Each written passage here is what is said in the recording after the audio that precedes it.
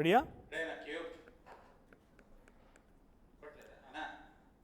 Middle ఈస్ట్లో America, Iran మళ్ళీ భీకర దాడులు చేసుకుంటున్నాయి. కానీ ఇరాన్ వైపు నుంచి యుద్ధాన్ని నడిపించాల్సిన ఆ దేశ కొత్త సుప్రీం లీడర్ ముస్తఫా ఖమేనీ ప్రస్తుతం ఎక్కడున్నారు?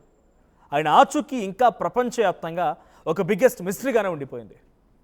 ఆయన ఇరాన్లోని అక్కడే ఒక సురక్షితమైన ప్రాంతంలో ఉన్నారని కొందరు వాదిస్తూ ఉంటే, మరికొందరు మాత్రం ఆయన రష్యాలోని పుతిన్ అధికారిక నివాసంలో అత్యంత రహస్యంగా చికిత్స పొందుతున్నట్టుగా చెప్తున్నారు. ఖమేనీ జాడపై ఈ సస్పెన్స్ ఎలా నడుస్తుండగానే, అంటే ఈ రకంగా కొనసాగుతూ ఉండగానే సౌదీ అరేబియాకు చెందినటువంటి ప్రముఖ ఒక న్యూస్ పేపర్ అల్ హదాత్ ఒక మైండ్ బ్లోయింగ్ స్టేట్మెంట్ ఇచ్చింది. ఇజ్రాయెల్ డిఫెన్స్ ఫోర్సెస్ కూడా ఈ విషయాన్ని కన్ఫర్మ్ చేశాయి.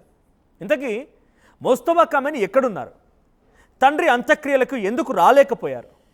సౌదీ అరేబియా చెప్పినటువంటి ఆ షాకింగ్ స్టేట్మెంట్ ఏంటి? డీటెయిల్గా ఈ వీడియోలో చూద్దాం. ఈ ఏడాది ఫిబ్రవరి 28వ తేదీన అమెరికా, ఇజ్రాయెల్ కలిసి ఇరాన్పై జరిపినటువంటి దాడిలో అప్పటి సుప్రీం లీడర్ అలీ ఖమేనీ మరణించిన సంగతి తెలిసిందే. అయితే అదే దాడిలో ఆయన కొడుకు, ప్రస్తుత సుప్రీం లీడర్ ముస్తఫా ఖమేనీ కూడా తీవ్రంగా గాయపడ్డారు. ఆయన కాళ్ళు, చేతులకు తీవ్రంగా గాయాలయ్యాయని చెప్పి ఇంటెలిజెన్స్ రిపోర్ట్స్ కూడా చెప్తూ ఉన్నాయి. ఆ సంఘటన అప్పటి నుంచి ఇప్పటిదాకా ముస్తఫా ఖమేనీ ఒక్కసారి కూడా పబ్లిక్లోకి రాలేదు. కనీసం దేశాన్ని ఉద్దేశించి ప్రసంగించను లేదు.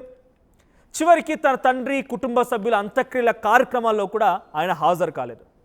ఇక దీంతో ప్రపంచ దేశాలు కూడా ఈ విషయం పైన ఆశ్చర్యపోతున్నాయి. ఈ క్రమంలోనే సౌదీకి చెందినటువంటి అల్ హదాత్ అనేటువంటి ఒక ఛానల్, ఒక న్యూస్ పేపర్, ఒక టీవీ ఛానల్ ఒక షాకింగ్ న్యూస్ని బయటపెట్టింది. ఇజ్రాయెల్ సెక్యూరిటీ అఫీషియల్స్ ఇచ్చినటువంటి లీక్స్ ఆధారంగా ముస్తఫా ఖమేనీ ప్రస్తుతం ఇరాన్లోని భూభాగంలో లేరని స్పష్టం చేసింది. అంతేకాదు, ఇటీవల ముస్తఫా ఖమేనీ పేరుతో ఇరాన్ విడుదల చేసినటువంటి అధికారిక లిఖితపూర్వక అంటే అఫీషియల్ స్టేట్మెంట్స్ అన్నీ కూడా కేవలం అవన్నీ ఫేక్ అంటూ తెలిపేసింది. ప్రస్తుతం గ్రౌండ్ లెవెల్లో జరుగుతున్నటువంటి పరిణామాలకు ముస్తఫా ఎలాంటి కనెక్షన్ లేదని తేల్చేసింది. అయితే ఆయన ఇరాన్ దాటి వెళ్ళిపోయాడని చెప్తున్నారే తప్ప ఖచ్చితంగా ఏ లొకేషన్లో ఉన్నాడనేది మాత్రం టాప్ సీక్రెట్గానే ఉండిపోయింది. మరి ముస్తఫా ఇరాన్లో లేకపోతే ఎక్కడున్నారు?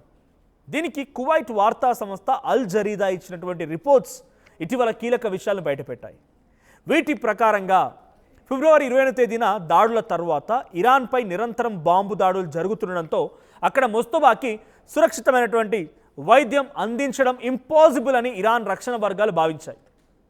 పైగా ఇజ్రాయెల్ ఇంటెలిజెన్స్ సంస్థ మొసాద్ ఏ క్షణమైన ఆయన లొకేషన్ని కనిపెట్టే ప్రమాదం కూడా ఉందని అనుకున్నారు. అందుకే రష్యా అధ్యక్షుడు పుతిన్ ఇరాన్ ప్రెసిడెంట్ మసూద్ పెజెస్కియాన్కు ఫోన్ చేసి ఒక సీక్రెట్ ఆఫర్ ఇచ్చారు. ముస్తఫాని రష్యాకు పంపితే తాము పూర్తి సంరక్షణతో కూడినటువంటి ఒక వైద్యాన్ని అందిస్తామని చెప్పుకొచ్చారట. దీనికి ఇరాన్ కూడా యాక్సెప్ట్ చేయడంతో ఒక రష్యన్ మిలిటరీ విమానంలో అత్యంత రహస్యంగా, చాలా కాన్ఫిడెన్షియల్గా ముస్తఫాని మాస్కోకి తరలించారట. ప్రస్తుతం మాస్కోలోని పుతిన్ ప్రెసిడెన్షియల్ ప్యాలెస్లో ఉన్నటువంటి ఒక ప్రైవేట్ మెడికల్ ఫెసిలిటీలో ఆయనకి సర్జరీ జరిగిందని, రష్యన్, ఇరానియన్ డాక్టర్ల పర్యవేక్షణలో ఆయన కోలుకుంటున్నారని తెలుస్తోంది. కానీ ఇది ఎంతవరకు నిజం అన్నది ఇప్పటివరకు ఎటువంటి క్లారిటీ లేదు. ఈ గందరగోళం ఇలా ఉంటే ఇరాన్లో ప్రస్తుతం తీవ్రమైనటువంటి లీడర్షిప్ క్రైసిస్ ఏర్పడిందని అంతర్జాతీయ విశ్లేషకులు చెప్తున్నారు.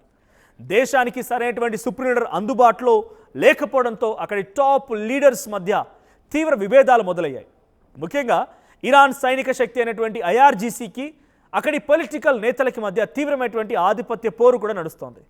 ముస్తఫా ఖమేనీ పేరుతో వస్తున్నటువంటి ఈ లెటర్స్ అన్నీ కూడా IRGC chief Ahmad Vahid, Iran national security council secretary Ali Larijani draft చేస్తున్నవే అని చెప్పి ఆరోపణలు వస్తూ ఉన్నాయి. ఒకవైపు అమెరికాతో యుద్ధం నడుస్తూ ఉంటే మరోవైపు ఇరాన్ అంతర్గతంగా ముక్కలయ్యే ప్రమాదంలో పడిందని ఎక్స్పర్ట్స్ హెచ్చరిస్తున్నారు.